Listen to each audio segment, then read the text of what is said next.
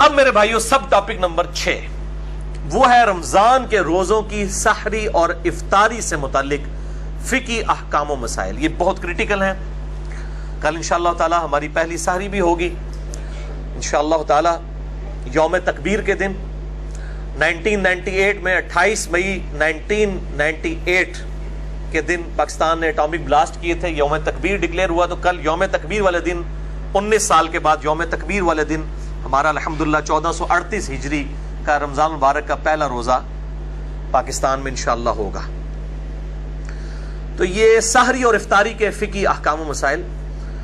یہ عموماً فقہ کا لفظ جب بولا جاتا ہے تو اس سے مراد کوئی فقہ الاحناف یا فقہ حنفی نہیں ہوتا, بلکہ یہ فقہ الاسلام ہے.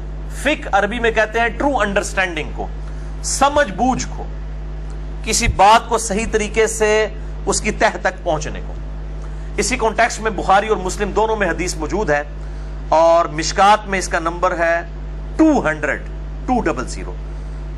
حضرت معاویہ ابن ابی سفیان رضی اللہ تعالیٰ عنہ روایت کرتے ہیں کہ آپ صلی اللہ علیہ وآلہ وسلم نے فرمایا, اللہ تعالیٰ جس کے ساتھ بھلائی کا ارادہ فرماتا ہے اسے دین کی فقہ عطا فرما دیتا ہے, دین کی سمجھ عطا فرما دیتا ہے. اور ساتھ ہی فرمایا وَإِنَّمَا أَنَا قَاسِمٌ وَاللَّهُ يُعْطِي, اور میں تو صرف تقسیم کرنے والا ہوں, عطا فرمانے والی ذات تو اللہ کی ہے. یعنی یہ علم دین ہے, سمجھ بوجھ اللہ تعالیٰ کی طرف سے ہے, اور میں جو لوگوں میں ڈسٹریبیوٹ کر رہا ہوں دین کا نالج تو اللہ کی عطا سے کر رہا ہوں. تو یہ اسی پر امام بخاری نے باب بھی باندھا ہے کہ اللہ تعالیٰ جس کے ساتھ بھلائی کا ارادہ فرماتا ہے اسے دین کی سمجھ عطا فرما دیتا ہے. اور یہی وہ آدھا ٹکڑا ہے جس کو بیان کرتے ہیں کہ آپ صلی اللہ علیہ وسلم رزق بھی تقسیم کر رہے ہیں, لوگوں کو اولاد بھی دے رہے ہیں, اور وہ کہتے ہیں دیکھیں جی یہ حدیث ہے کہ اللہ تعالیٰ دیتا ہے میں تقسیم کرنے والا ہوں. یہ دین کے کانٹیکسٹ میں بات ہو رہی ہے. اس حوالے سے میرا ایک پورا الگ سے ایک کلپ بھی چڑھا ہوا ہے بڑا ڈیٹیل, جسے شوق ہو تو وہ یوٹیوب پہ دیکھ سکتا ہے. سحری اور افطاری سے متعلق یہ جو فقہی احکام و مسائل ہیں ان کو ڈیڈکٹ کرنے کے لیے میں کل 17 صحیح الاسناد احادیث ڈسکس کروں گا. اور یہ میں نے 17 کا عدد لیا ہے کہ اہل سنت اور اہل تشیع کا اجماع ہے دن رات میں فرض نمازوں کی تعداد, جو رکعتوں کی تعداد ہے وہ 17 ہے. فجر کے 2 فرض, ظہر 4, عصر 4, مغرب 3 اور عشاء کے 4. یہ 17 حدیث کل 3 ٹاپکس کے اندر ڈسکس ہوں گی. پہلی 7 احادیث جو ہیں وہ سحری سے متعلق, اگلی 5 افطار سے متعلق, اور اس سے اگلی 5 جو ہیں وہ پرٹیکولرلی افطاری کا جو ٹائم کا اختلاف ہے سنی اور شیعہ کا, اس پہ میں انشاءاللہ حق بات جو ہے وہ بیان کروں گا. یہ 17 احادیث ایک انٹلیکچوئل ترتیب کے ساتھ میں نے جمع کی ہیں.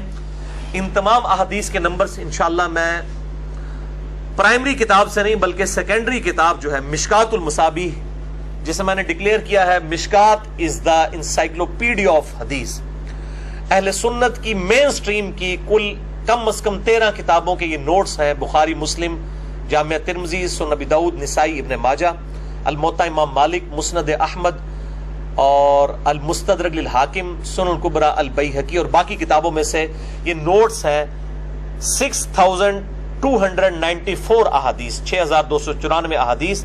3 PDF ہماری ویب سائٹ اہل سنت پاک.com پر شیخ زبیر لیزئی رحمہ اللہ تعالیٰ کی تحقیق اور تحکیم کے ساتھ اور تخریج کے ساتھ موجود ہیں. جسے شوق ہو تو وہ ڈاؤن لوڈ کریں. اس میں اس کے نمبرز کے تحت فٹ نوٹ پہ آپ کو پرائمری کتابوں کے نمبر بھی اور ان پہ حکم لگے ہوئے بھی انشاءاللہ تعالی مل جائیں گے. تو یہ میں مشکات پہ میں نے الگ سے لیکچر بھی دیا ہے, مسئلہ نمبر 111B مشکات المصابیح کا مکمل تعارف, وہ ضرور دیکھیں. پہلی حدیث بخاری اور مسلم دونوں میں موجود ہے, مشکات میں 1982. آپ صلی اللہ علیہ وآلہ وسلم نے فرمایا سحری کھایا کرو, سحری کے کھانے میں برکت ہے. یعنی سحری کو ترغیب دلائی گئی ہے کہ اس کو کھانا ہے. یہ اکثر لوگ 8 پیرا روزہ رکھ لیتے ہیں بغیر سحری کو اور بڑا فخریہ بتاتے ہیں, جبکہ یہ فخریہ چیز نہیں, یہ تو چھپانی چاہیے. سحری کھا کر روزہ رکھنا یہ برکت کا باعث ہے, اور آپ صلی اللہ علیہ وآلہ وسلم نے اس کی ترغیب دلائی ہے. اسی کانٹیکسٹ میں دوسری حدیث ہے صحیح مسلم کی مشکات میں 1983. آپ صلی اللہ علیہ وآلہ وسلم نے فرمایا ہمارے اور اہل کتاب کے روزوں میں فرق ہی سحری کھانے کا فرق ہے. یعنی یہود و نصارہ کی مخالفت کرنی ہے, وہ بغیر سحری کے روزہ رکھتے ہیں, تم سحری کھایا کرو. وہ رات کو ہی مطلب کھا پی لیتے ہیں, صبح کے وقت نہیں اٹھتے اور پھر اگلے دن اس طرح روزہ رکھتے ہیں ابھی بھی. اور جو مسلمان ہیں ان کے لیے سنت یہ ہے کہ وہ سحری کا اہتمام کریں گے, کیونکہ اہل کتاب کے روزوں میں اور ہمارے روزوں میں سحری کھانے کا فرق ہے. تو جان بوجھ کر سحری نہیں چھوڑنی چاہیے. اگر مجبوراً چھوٹ گئی اور کوئی شخص یہ سمجھتا ہے کہ میں بغیر سحری کے 8 پیرا روزہ رکھ سکتا ہوں تو وہ رکھ لے, لیکن اگر اس کو بعد میں احساس ہوتا ہے کہ میں روزہ نہیں نبھا سک رہا تو روزہ توڑ دے, اس پہ کوئی گناہ نہیں ہے, کفارہ نہیں ہے, ایک روزے کی قضا کر لے گا. اگر کسی کی سحری رہ گئی ہے اور اسے یہ یقین ہے کہ میں روزہ نہیں رکھ سکتا, روزہ نہ رکھے, اس دن چھوڑ دے. اب اللہ تعالیٰ کی طرف سے کیٹاسٹرافی کنڈیشن آئی ہے, وہ ایک روزے کی بعد میں قضا دے دے. اور اگر رکھ بھی لیا ہے اور بعد میں احساس ہوا کہ نہیں نبھے گا تو روزہ توڑ سکتا ہے, اس پہ گناہ بھی کوئی نہیں ہے, کفارہ بھی کوئی نہیں, ایک روزہ قضا کر لے گا. اور اس پہ ایک ایکسیپشن ہے, آپ صلی اللہ علیہ وآلہ وسلم کے حوالے سے بخاری اور مسلم میں حدیث موجود ہے اور مشکات میں اس کا نمبر ہے 1986 کہ آپ صلی اللہ علیہ وسلم وصال کے روزے رکھا کرتے تھے, بغیر افطار کیے اگلے دن کا روزہ اور پھر اگلے دن کا روزہ, اس طریقے سے مسلسل کئی دن کے روزے رکھتے تھے. بعض اصحاب نے آپ کی سنت کی پیروی میں روزہ رکھا تو ظاہر ہے وہ پھر مسجد میں بے ہوش ہونا شروع ہو گئے, تو آپ صلی اللہ علیہ وآلہ وسلم نے ان کو ڈانٹا اور آپ نے فرمایا ایکم مثلی, تم میں سے میری مثل کوئی کون ہو سکتا ہے, میں رات کے وقت میرا رب مجھے کھلا بھی دیتا ہے پلا بھی دیتا ہے. تو آپ صلی اللہ علیہ وسلم کی خصوصیت ہے کہ آپ مسلسل افطار کیے بغیر روزے رکھ لیا کرتے تھے. یہ آپ صلی اللہ علیہ وآلہ وسلم کی خصوصیت ہے, امت میں کسی کو اجازت نہیں. ان کو کہتے ہیں وصال کے روزے, وصل کہتے ہیں نا ملنے کو, یعنی روزے ملاتے جائیں, یہ آپ صلی اللہ علیہ وآلہ وسلم کی خصوصیت ہے. تو آپ نے فرمایا ایکم مثلی, تم میں سے کون میری مثل ہو سکتا ہے. کسی صحابی نے نہیں کہا کہ قل انما انا بشر مثلکم, اے نبی تم فرما دو کہ میں انسان ہونے میں تمہاری طرح ہوں. صحابہ کو یہ بات پتا تھی کہ یہ مثل کے اعتبار سے ایز اے اسپیشیز بات نہیں ہو رہی, بلکہ آپ کے مرتبے کی بات ہو رہی ہے, اور آپ کا مثل واقعی کوئی نہیں ہو سکتا. تو یہ دو ایکسٹریم ہیں, ایک طرف اہل حدیث علماء ہیں, بعض وہ ہر بات کے اوپر جو ہے وہ قل انما انا بشر مثلکم کے تحت کوئی ایکسٹریم رزلٹ نکالتے ہیں, دوسری طرف جو ہے وہ بریلوی ہیں اور وہ مطلب اس آیت کو پڑھنے کو آپ صلی اللہ علیہ وآلہ وسلم کی توہین سمجھتے ہیں. دونوں ایکسٹریم کے اوپر ہیں. درمیان کا راستہ یہ ہے کہ آپ صلی اللہ علیہ وآلہ وسلم کے مرتبے میں کوئی مثل میں نہیں ہے, لیکن جو سپیشیز ہے آپ انسان ہیں, انسان ہونے کے اعتبار سے آپ صلی اللہ علیہ وآلہ وسلم کی مثل باقی انسان ہے, لیکن مرتبے کی بات نہیں ہے. مرتبے میں تو انسانیت کو ناز ہے آپ صلی اللہ علیہ وآلہ وسلم کی مبارک ذات پہ. تیسری حدیث سنن ابی داؤد میں ہے, مشکات میں 1998, آپ صلی اللہ علیہ وآلہ وسلم نے فرمایا مؤمن کی بہترین سحری کھجور کھانا ہے. یہ کھجور صرف افطاری کے لیے نہیں ہے, سحری کے لیے بھی ہے سنت, اور بلکہ اس کے اندر بڑی طاقت ہے. ایک کھجور کے اندر آپ سمجھ لیں تقریباً 2 روٹیوں کے برابر کیلوریز موجود ہوتی ہیں طاقت کے اعتبار سے. تو سحری کے وقت کھجور کھا لی جائے طاقت کے لیے بڑی اچھی چیز ہے. اور دوسرا اگر دہی کا استعمال کیا جائے تو پھر دن کے وقت پیاس کے معاملے میں اللہ تعالیٰ کی طرف سے عافیت رہتی ہے. یہ فزیکل فینومینا آف نیچر ہے. جو لوگ دہی کا اہتمام کرتے ہیں سحری کے اندر, پھر دن کے وقت پیاس کے معاملے میں ان کے لیے آسانی ہو جاتی ہے. چوتھی حدیث سنن نسائی میں ہے موقوفاً سیدہ حفصہ رضی اللہ تعالی عنہا سے, یعنی ان کا قول ہے. مشکات میں 1987 حدیث کے فٹ نوٹ کے اوپر شیخ زبیر لیزئی صاحب نے اس کی تحکیم کی ہوئی ہے کہ سیدہ حفصہ کہتی ہیں جو شخص طلوع فجر سے پہلے روزے کی نیت نہ کر سکے یا نیت نہ کرے تو اس کا کوئی روزہ نہیں ہے. یہ رمضان کے روزے کی بات ہے. اگر فجر کا وقت شروع ہونے سے پہلے یعنی ختم سحری سے پہلے اس نے روزے کی نیت کی, یعنی رات کو ڈاواں ڈول تھا, شاید سفر پہ جانا تھا یا کوئی اور عذر تھا, اب وہ رات کو اس کو کلیئر نہیں تھا میں روزہ رکھوں گا یا نہیں رکھوں گا, تو اب اسے فجر کا وقت شروع ہونے سے پہلے نیت کرنی ہوگی. ویسے تو ہم رات کو جو سوتے ہیں وہ ہماری نیت ہوتی ہے, وہ یہ نہیں ہے کہ کوئی آپ نے کوئی زبان سے نیت کرنی ہوتی ہے, دل کے ارادے کا نام ہے. نیت کے بغیر تو کوئی کام بھی نہیں ہوگا. بخاری اور مسلم کی متفق علیہ حدیث ہے, بخاری کی پہلی حدیث یہی ہے اور مشکات کی بھی پہلی حدیث یہی ہے, انما الاعمال بالنیات, اعمال کا دار و مدار نیتوں پر ہے. لیکن نیت زبان سے نہیں کرنی ہوتی.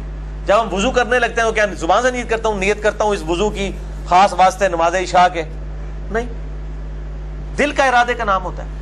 تو نیت دل کے ارادے کا نام ہے. اور یہ جو دعا جو ہے وہ نیت کی مشہور ہے, یہ بالکل جعلی جھوٹی فیبریکیٹڈ ہے.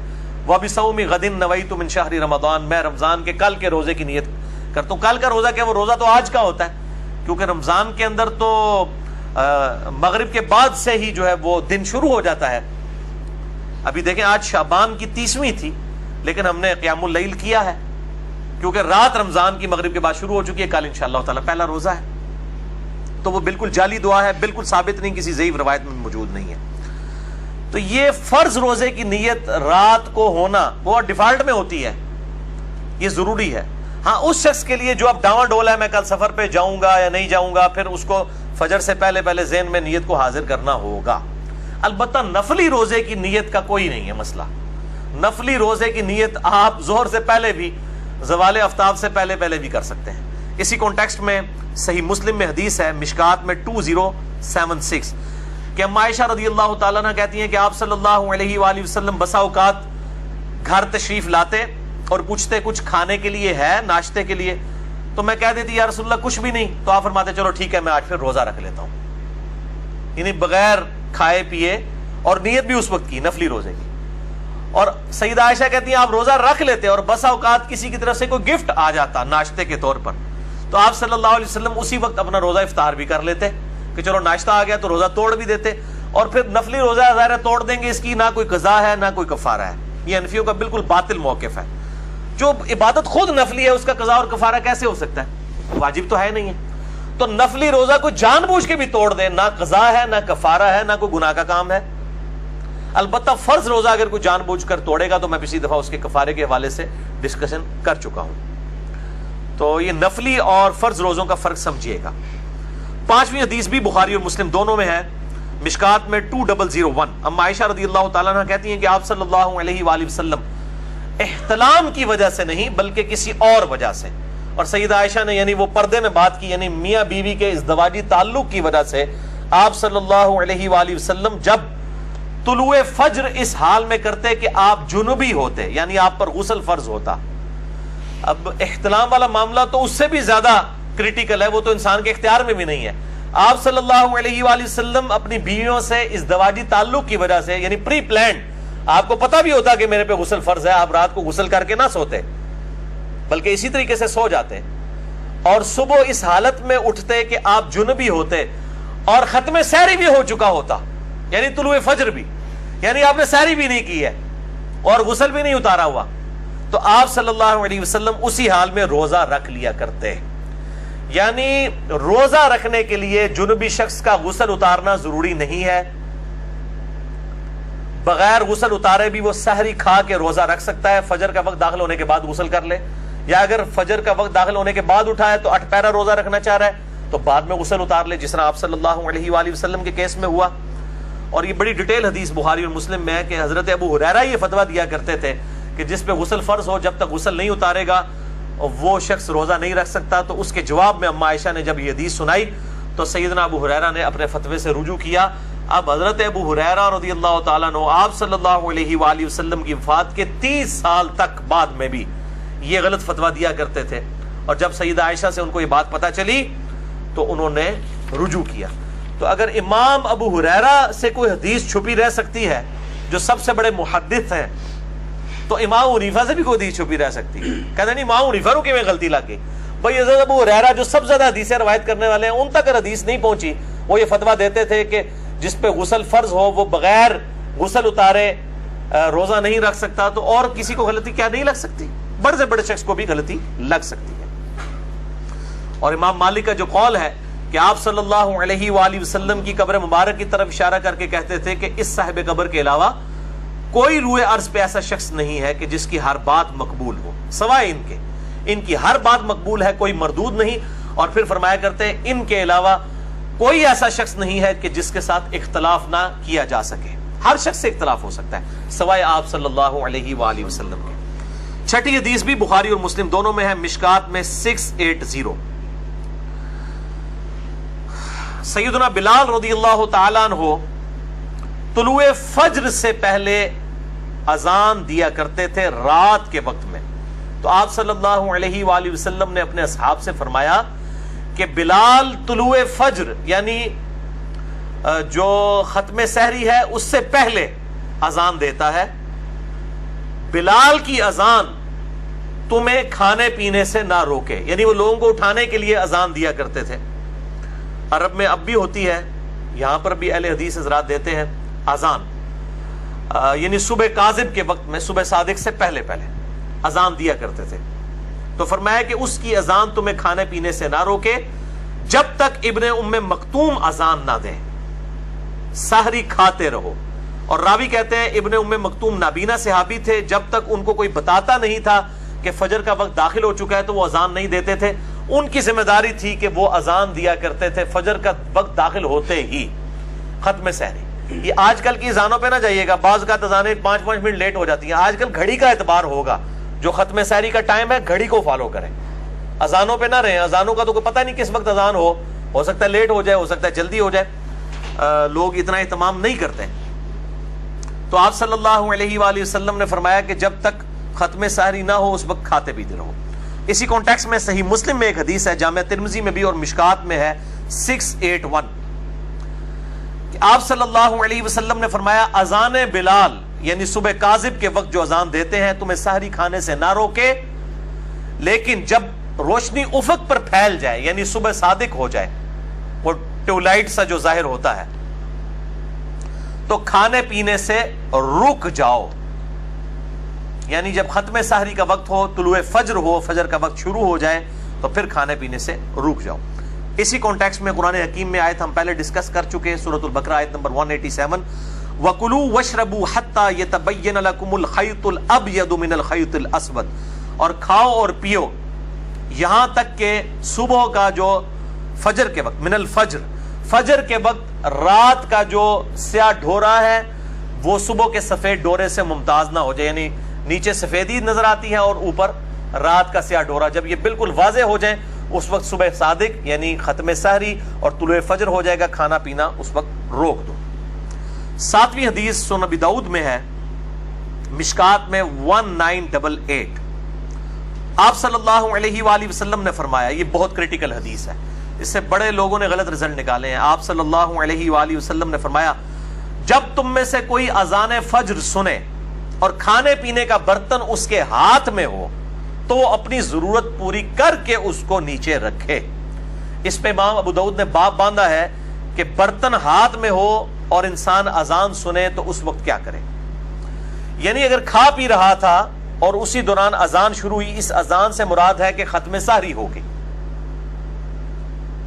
تو پھر وہ جو ہاتھ میں کھانا موجود ہے سامنے برتن میں اور پانی، اس سے فوراً سحری اپنی مکمل کر لے. لیکن یہ اس صورت میں ہے کہ وہ آلریڈی سحری کر رہا تھا. یہ نہیں کہ ایک بندے نے روٹین بنائی ہوئی ہے کہ وہ آخری 2 منٹ میں اٹھ کے سحری کرتا ہے، اس کے لیے نہیں ہے، کیٹاسٹروفک کنڈیشن کے لیے. اور بعض لوگ تو ایسے ہیں جو مطلب آدھا گھنٹہ پہلے سحری کر لیتے ہیں پھر انتظار میں بیٹھے رہتے ہیں، جیسے ہی اذان شروع ہوتی ہے کہتے ہیں پانی پی لو، جلدی پانی پی لو. وہ روزہ توڑ رہے ہوتے ہیں، وہ افطاری کر رہے ہوتے ہیں، وہ سحری نہیں کر رہے ہوتے. ان کو بتا دیں آپ افطاری کر رہے ہیں، روزہ تو آپ رکھ چکے تھے، اب آپ نے فجر کے وقت ہی افطار کر لیا اس کو، یعنی روزہ توڑ دیا. میں نے خود یہ آبزرو کیا ہے، 2008 کی بات ہے، میں ایک اہل حدیث مسجد میں اعتکاف بیٹھا اسلام آباد میں. وہاں پہ اجتماعی اعتکاف ہوتا تھا، 500-600 بندے جو ہیں وہ اعتکاف کرتے تھے.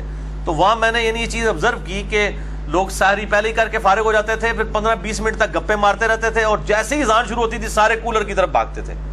تو میں نے پھر بڑا شور ڈالا کہ میرے بھائی یہ آپ اس طریقے سے چیزوں سے رزلٹ نکالیں گے؟ یہ تو اسی طریقے سے جیسے بخاری و مسلم میں حدیث ہے، ایک شخص نے رکوع کی حالت میں آ کے آپ صلی اللہ علیہ وآلہ وسلم کے ساتھ جماعت میں شامل ہوا، چونکہ آپ کو پیچھے بھی نظر آتا تھا، آپ نے دیکھ لیا.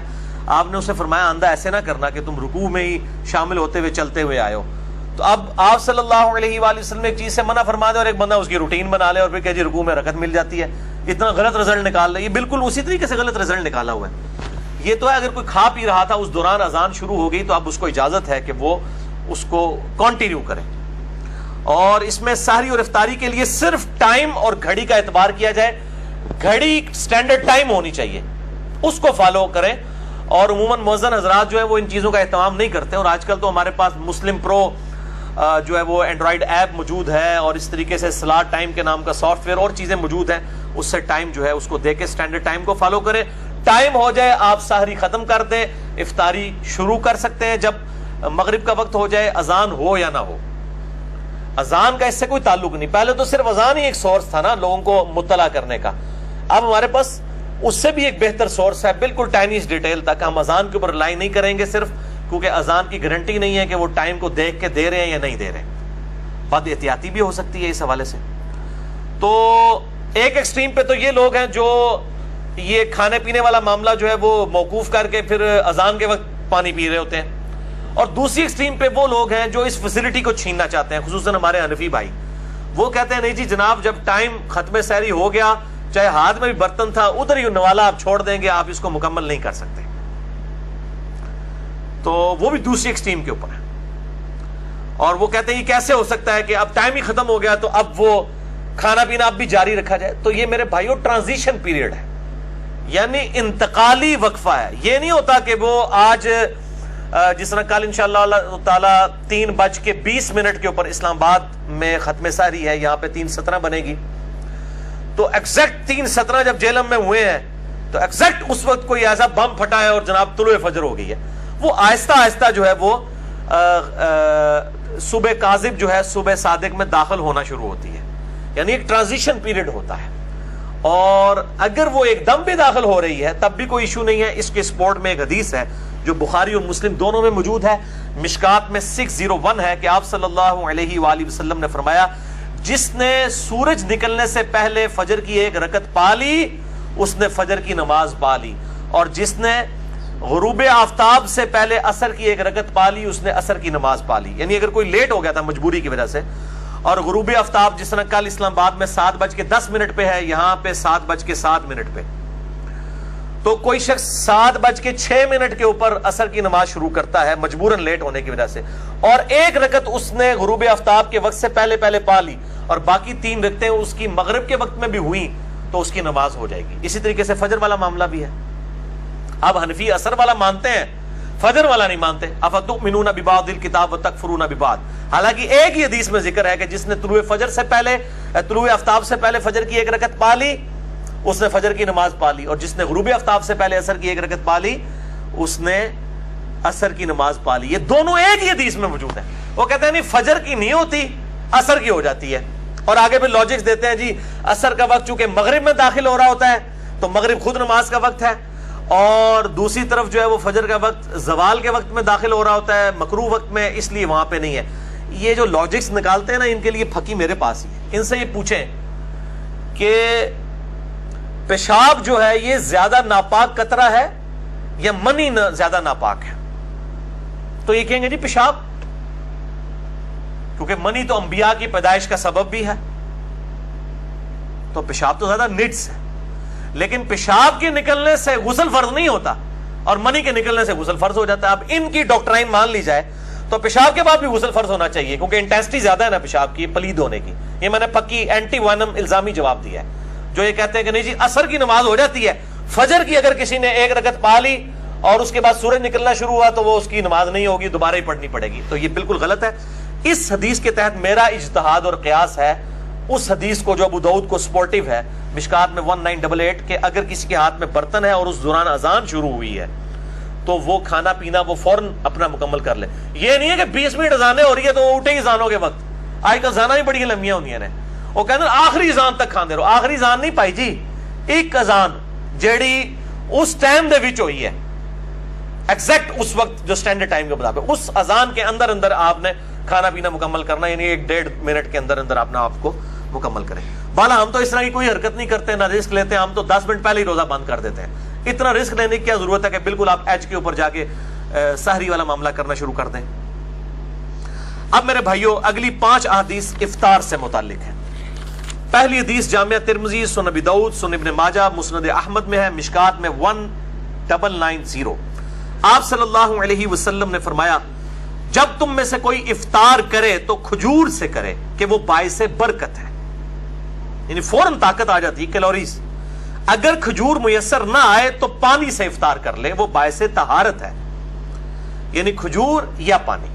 یہ بعض لوگوں نے کہا جی نمک نال بھی کر لے, اے بھی نہ ہوئے, کولوں لا لیندے نے چیزاں. بھائی نمک دا کدھر ذکر نہیں ہے, کھجور اور پانی کا ذکر ہے. دوسری حدیث جامعہ ترمذی اور سنن ابی داؤد میں ہے, مشکات میں 1991. آپ صلی اللہ علیہ وآلہ وسلم نماز مغرب سے پہلے چند تازہ کھجوروں کے ساتھ افطار کیا کرتے تھے. اگر کھجور نہ ہوتی تو آپ صلی اللہ علیہ وآلہ وسلم چند چھہارے کھا لیا کرتے. یہ چھہارے کھانا بھی سنت ہے, اور یہ جو بد دی جاتی ہے نکاح کے موقع پر یہ میٹھا تقسیم کرنا, یہ بھی سنت ہے. اگر چھہارے بھی نہ پاتے تو پانی کے چند گھونٹ پی کر آپ صلی اللہ علیہ وآلہ وسلم افطار فرما لیا کرتے. تو پانی سے بھی افطاری ہو جائے گی, یہ کوئی گناہ کا کام نہیں ہے. اکثر لوگ ضروری کھجور ہی تلاش کر رہے ہوتے ہیں, اگر کھجور نہیں ہے تو پانی کے ساتھ بھی روزہ افطار کرنا سنت ہے, یہ کوئی عیب والا معاملہ نہیں ہے. تیسری حدیث سنن ابی داؤد میں ہے, بڑی کریٹیکل ہے, میں اس کا نمبر بھی بتا دوں 2357 اور مشکات میں 1993 کہ آپ صلی اللہ علیہ وآلہ وسلم جب روزہ افطار کرتے تو آپ صلی اللہ علیہ وآلہ وسلم یہ دعا پڑھا کرتے, ذهب الظمأ وابتلت العروق وثبت الاجر انشاءاللہ. پیاس چلی گئی, رگیں تر ہو گئیں. یہ افطار کے بعد پڑھنا ہے جب رگ واقعی تر ہو جائے, پہلے نہیں. اور اللہ کے حضور انشاءاللہ ہمارا اجر پکا ہو گیا. تو یہ آپ صلی اللہ علیہ وآلہ وسلم دعا پڑھا کرتے تھے. مشکات میں اتنے الفاظ ہیں, ابو داؤد میں پوری حدیث ہے, سنن ابی داؤد 2357. وہ تابعی کہتے ہیں کہ عبداللہ بن عمر کو میں نے دو کام کرتے ہوئے دیکھا ہے. ایک تو وہ مطلقاً مٹھی کے بعد داڑھی کاٹا کرتے تھے, مطلقاً, کوئی حج عمرے کا ذکر نہیں. اور دوسرا افطار کے وقت یہ دعا پڑھا کرتے تھے, اور کہتے تھے کہ نبی صلی اللہ علیہ وآلہ وسلم بھی افطار کے وقت یہ دعا پڑھتے تھے. داڑھی پہ میرا مسئلہ نمبر 33 ڈیٹیل کے ساتھ آپ دیکھ سکتے ہیں, اس حدیث کو میں نے بیان کیا وہاں پر بھی. ایک اور مشہور حدیث ہے لیکن پکی ضعیف ہے, مرسل روایت ہے, تابعی نے صحابی سے نہیں ڈائریکٹ نبی صلی اللہ علیہ وآلہ وسلم سے روایت بیان کی ہے. اس کو ہم کہتے ہیں مرسل, چھوٹا ہوا واسطہ, منقطع ہے. معاذ بن زہرہ تابعی سے کہ نبی صلی اللہ علیہ وآلہ وسلم دعا پڑھتے تھے اللہم لک صمت وعلی رزقک افطرت. لیکن یہ روایت مرسل ہے, چھوٹا ہوا واسطہ ہے, ضعیف روایت ہے, اور اس کو بھی خالص نہیں رہنے دیا ہے. پہلے روایتی جعلی تھی, اس میں بھی لوگوں نے اللہم انی لک صمت وبک آمنت وعلیک توکلت وعلی رزقک افطرت, اور ملاوٹ ہوئی, شاید بھی ملاوٹ پائی ہوئی ہے. یہ دعا ویسے ہی کمزور تھی اور بالکل چھوٹا ہوا واسطہ تھا, اور باقی جو ساتھ ملا دیا, اور پھر کہتے ہیں کہ کیا اس میں کون سے الفاظ غلط ہیں. بھائی بخاری اور مسلم دونوں میں حدیث موجود ہے, بخاری میں 247 ہے اور مسلم میں 6882. ایک صحابی کو آپ صلی اللہ علیہ وسلم نے دعا تعلیم فرمائی, اس میں الفاظ تھے بنبیک الذی ارسلت, میں ایمان لایا اس کتاب پر جو تو نے اپنے نبی کے ساتھ نازل کی. اس صحابی نے دعا میں پڑھ دیا برسولک, میں اس کتاب پر ایمان لایا جو تیرے رسول کے ساتھ نازل ہوئی. رسول سپرلیٹو ڈگری ہے, نبی تو چھوٹی ڈگری ہے. اس نے نبی کے الفاظ کو رسول کر دیا, اعلیٰ کام کیا, نیکی کا کام. لیکن آپ صلی اللہ علیہ وآلہ وسلم نے فرمایا بنبی کا کہو, وہی کہو جو میں نے تعلیم فرمایا ہے. یعنی بنبی کا کو بی رسولی کا بھی نہیں پڑھ سکتے. یہ جائے کہ بندہ خود سے جی وہ واقعنا عذاب القبری, واقعنا عذاب الحشری, پتہ نہیں کیا کچھ داخل کیا ہوا ہے. قرآن میں دعا آئی ہوئی ہے میرے بھائیوں, سورۃ البقرہ میں, بخاری اور مسلم میں موجود ہے, ربنا آتنا فی الدنیا حسنۃ وفی الآخرۃ حسنۃ وقنا عذاب النار. یا بخاری اور مسلم میں ہے اللہم ربنا آتنا فی الدنیا حسنہ وفی الآخرۃ حسنۃ وقنا عذاب النار. دنیا میں سب کچھ دنیا آ گیا, آخرت میں قبر آخرت کی منزلوں میں سے پہلی منزل ہے. بخاری اور مسلم میں حدیث ہے وقنا عذاب النار, وقنا عذاب النار, ربنا آتنا فی الدنیا حسنہ وفی الآخرۃ حسنہ. آخرت کی حسنہ ہونے میں عذاب قبر سے بھی, عذاب محشر سے بھی, اور اسی طریقے سے پل صراط, یہ ساری چیزیں وفی الآخرۃ حسنہ میں آتی ہیں. اور واقعی عذاب النار میں تو الٹیمیٹ کامیابی آ گئی الحمدللہ. چوتھی حدیث شعب الایمان امام بیہقی کی کتاب میں ہے, اور شرح السنہ امام بغوی کی کتاب میں, اور مشکات میں 1992 ہے. آپ صلی اللہ علیہ وآلہ وسلم نے فرمایا جو شخص کسی روزہ دار کا روزہ افطار کرائے یا کسی مجاہد کی تیاری کروائے تو اسے بھی اس روزہ دار اور مجاہد کے مثل ثواب دیا جائے گا الحمدللہ. اب یہ مجاہد کو مسلمانوں کا گلا نہ کاٹنے گیا ہو جو واقعی جہاد ہو, یہ اس کانٹیکسٹ میں ہے. پانچویں حدیث افطار کے وقت دعا کی قبولیت کے اعتبار سے جامعہ ترمذی اور سنن ابن ماجہ میں ہے, مشکات میں 2249. آپ صلی اللہ علیہ وآلہ وسلم نے فرمایا 3 لوگوں کی دعا قبول ہوتی ہے. نمبر 1 روزہ دار جب افطار کے وقت دعا کرتا ہے, افطاری کا وقت دعا کی قبولیت کا وقت ہے. نمبر 2 عادل بادشاہ کی دعا. نمبر 3 مظلوم کی دعا. بال اس میں کئی ڈیٹیلز ہیں. مسئلہ نمبر 82 میرا دیکھ لیں. دعا کی قبولیت کن معاملات میں نہیں ہوتی اور کئی معاملات میں ہو جاتی ہے اور کیا ایشوز ہوتے ہیں، وہ الگ سے ایک ٹاپک ہے. اسی کانٹیکسٹ میں ایک اور ضمناً حدیث ہے سنن ابن ماجہ میں 1753 کہ آپ صلی اللہ علیہ وآلہ وسلم نے فرمایا افطار کے وقت کی گئی دعا رد نہیں کی جاتی. وہ اس حدیث میں الفاظ تھے کہ دعا قبول ہوتی ہے، اس میں الفاظ ہیں دعا رد نہیں ہوتی. یہ مشکات میں نہیں ہے، میں نے اس لیے ابن ماجہ کا نمبر بتایا. اور اس حدیث کے راوی کہتے ہیں ابن ابی ملیکہ تابعی کہ عبداللہ بن عمر بن عاص یہ حدیث بیان کیا کرتے تھے اور افطار کے وقت وہ دعا کیا کرتے تھے اللہم انی اسألک برحمتک التی وسعت کل شیء ان تغفر لی. اے اللہ میں تجھ سے تیری رحمت کا سوال کرتا ہوں، وہ رحمت جو ہر چیز کو گھیرے ہوئے ہے، کہ میری مغفرت فرما دے. اس کے علاوہ بھی دعائیں کر سکتے ہیں. ربنا آتنا فی الدنیا والی دعا کر لیں. صبح شام کے اذکار کے لیے آئیڈیل وقت ہے. شام کے اذکار کا آئیڈیل وقت غروب آفتاب سے پہلے ہے، کیونکہ وہ شام کے اذکار ہیں، رات کے اذکار نہیں ہے، شام کے اذکار ہیں. تو سب سے بہتر وقت وہ ہے کہ آپ مغرب اور عصر کے درمیان اور مغرب سے جسٹ پہلے افطار کے وقت صبح شام کے اذکار، وہ بلو کارڈ جو ہمارا ہے وہ کریں.